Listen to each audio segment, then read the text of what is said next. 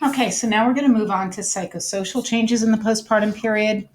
And I put my little quote that living the dream isn't always what you thought it would be. Most of us think motherhood is going to be sort of like this, um, full of all these beautiful, tender moments with your beautiful baby who doesn't look at all like a newborn. And your makeup's done, and your hair's done, and your house is clean, and you've got your pretty earrings in, you know. But the reality of it looks maybe a little more like this Halloween costume that a teenage girl came up with of new motherhood, where you're sort of a mess. You maybe haven't showered in a couple of days.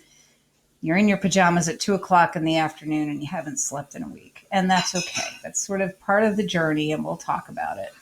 Um, there are ways we can support mom and maybe help her look a little more like this and a little less like this, but um, that's why it's such a big adjustment.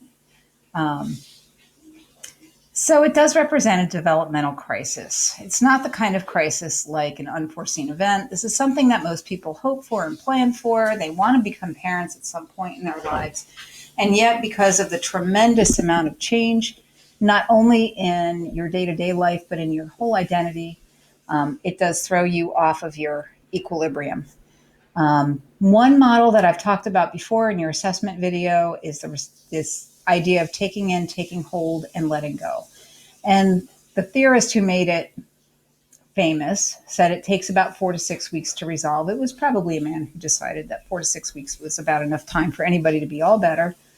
But you will see a lot of change in that 4 to 6 weeks. The first phase is the taking in phase. And this is when mom is preoccupied with herself. Her body, her mind, her whole entire life have just undergone tremendous change in a very short period of time. And like a survivor of any natural disaster, she's got to replay it in her mind until she processes it. There's also the idea that she had this idealized infant and this idealized birth and this idealized sense of herself as a mother. And now she's confronted with the reality of a body that doesn't look right, doesn't feel the same, and a baby who doesn't look the way she imagined it most of the time. Um, and so she's got to take that in and make sense of it before she's really ready to start on her journey towards motherhood.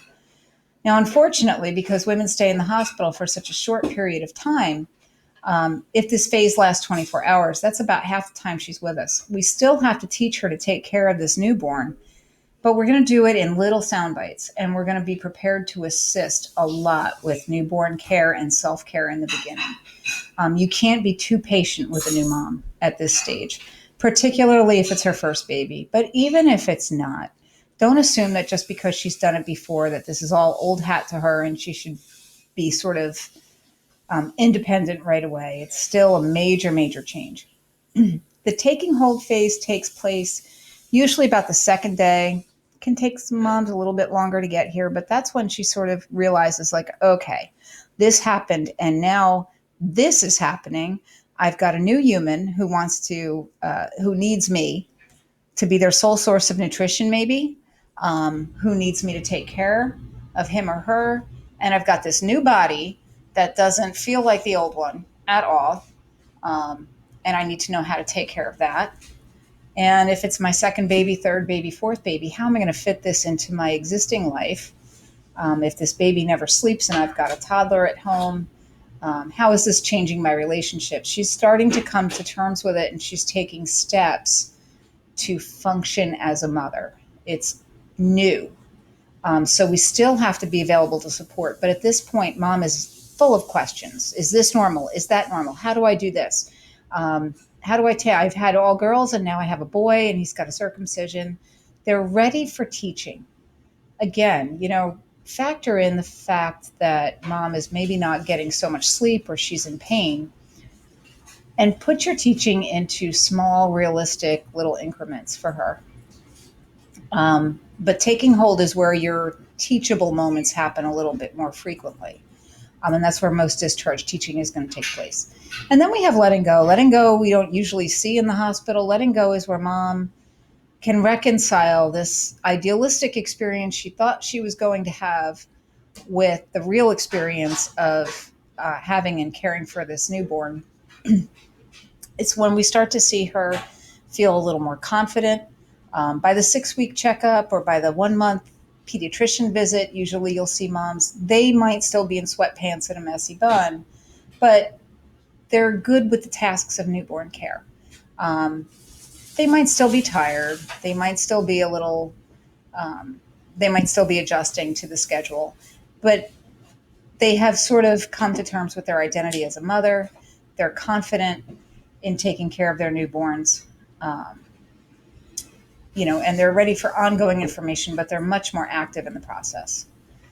There's another model called Becoming a Mother, or BAM, made famous by Rhonda Mercer, um, who did a lot of research on the process of what it is to change your whole identity.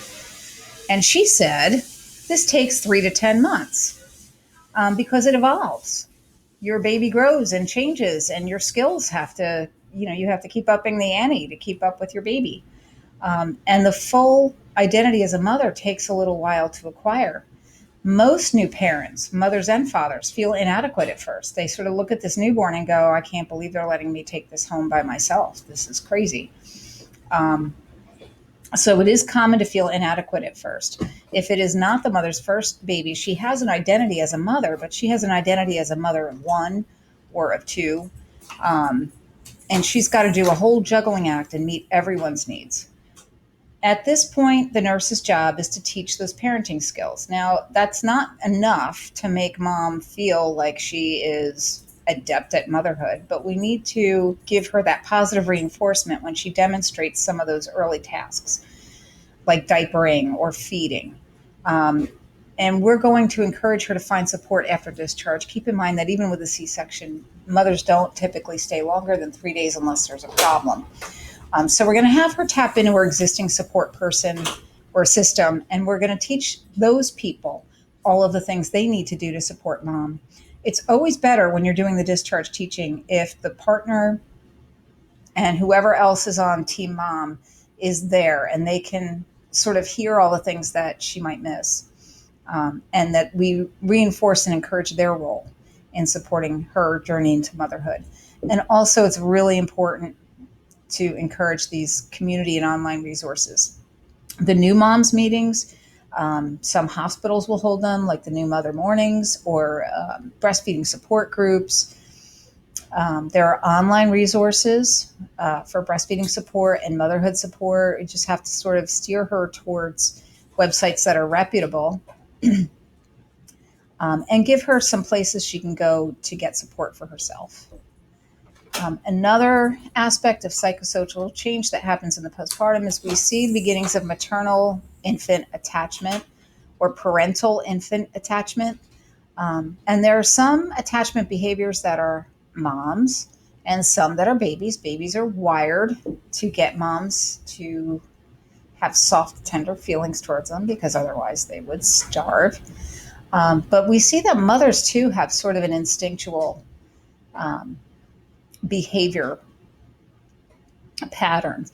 That's not to say that all of motherhood is instinctual or that it is sort of parenthood is natural for women and not for men.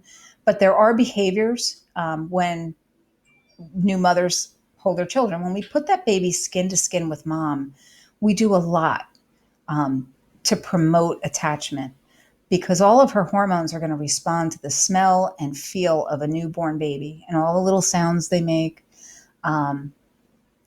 They start with touch exploration, and this usually begins like a fingertip in the palm of the hand. That's why that palmar grasp reflex is so endearing to parents.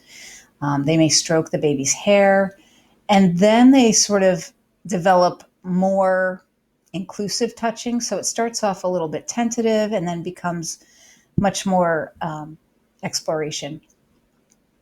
On fast positioning, I'll see if I can find you a picture of that. That's when mom has the baby in the crook of her elbow. That distance between the crook of her elbow and the cradle hold to the mom's face is about exactly perfect for visual acuity of a newborn.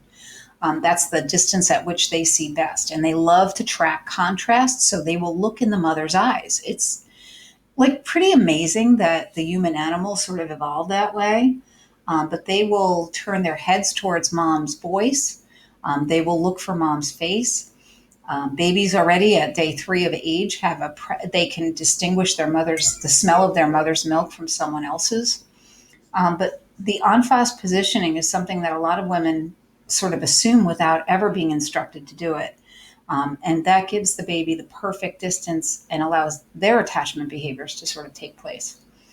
Then there's reciprocity, and this is when the parents and the infant sort of do this little complex dance. The parents usually will adopt a tone of voice that's higher in pitch, which appeals more to the way the baby can hear. They speak slowly, more softly. And the infant sort of responds to this. When they hear the parent's voice, they tune into that face. They look towards the source of that sound. When the baby gets overstimulated, he or she will look away and mom will stop talking. And it's this sort of intricate dance that parents and babies do without ever being taught to do it. It's been studied many, many times.